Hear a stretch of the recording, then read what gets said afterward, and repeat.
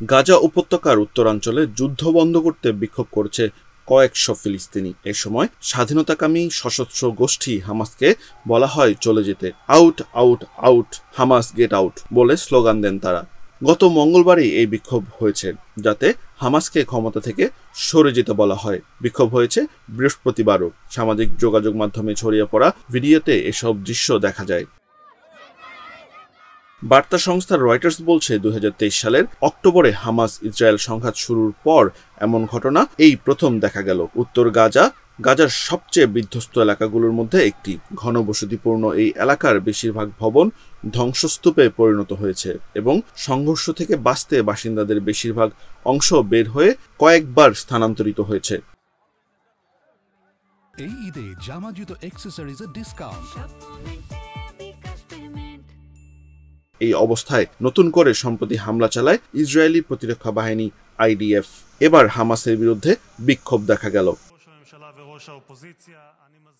এই বিক্ষোভের তথ্য ছড়িয়ে পড়তে না পড়তেই ইসরায়েলি প্রধানমন্ত্রী বেনিয়ামিন নেতানিয়াহু তাৎক্ষণিকভাবে বলেন, এই বিক্ষোভ থেকে বোঝা যায় গাজায় ইসরায়েলের পুনরায় আক্রমণের সিদ্ধান্ত যথার্থ ছিল। যুদ্ধবিরতি চলাকালীন আবির্ভূত হওয়ার পর আবারও অদৃশ্য হয়ে গেছে হামাসের পুলিশ। মাইক্রো ব্লগিং সাইট এক্সে শেয়ার করা একটি ভিডিওতে দেখা যায় out out out, Hamas get out বলে স্লোগান দিচ্ছেন অনেকে। গত মঙ্গলবার গাজার বেইত লাহিয়া এলাকার দৃশ্য এটি। এতে দেখা যায় চারপাশে ধ্বংসস্তূপ। এর মধ্যেই দলে দলে বিক্ষোভ করছেন ফিলিস্তিনিরা।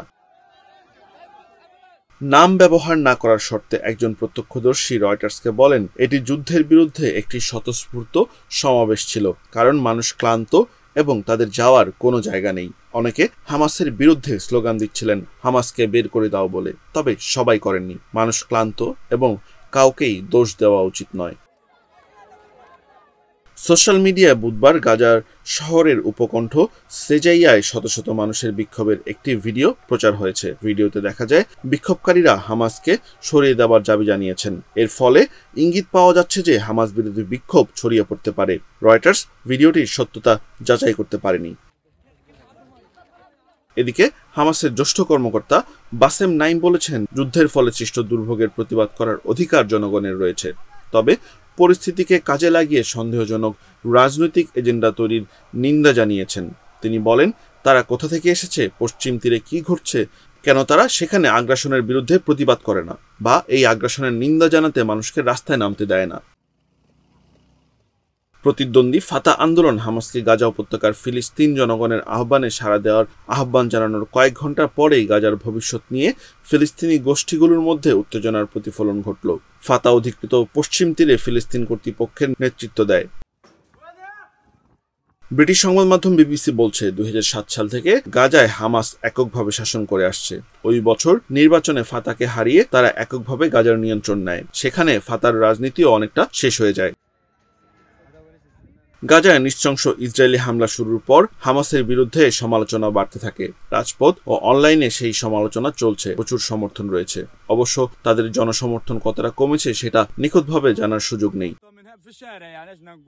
ইসরায়েলের নৃশংস হামলা শুরুর আগে হামাসের বিরোধী পক্ষ ছিল, তবে প্রতিহিংসার ভয়ে কেউ তাদের প্রকাশ্যে কথা বলতেন না।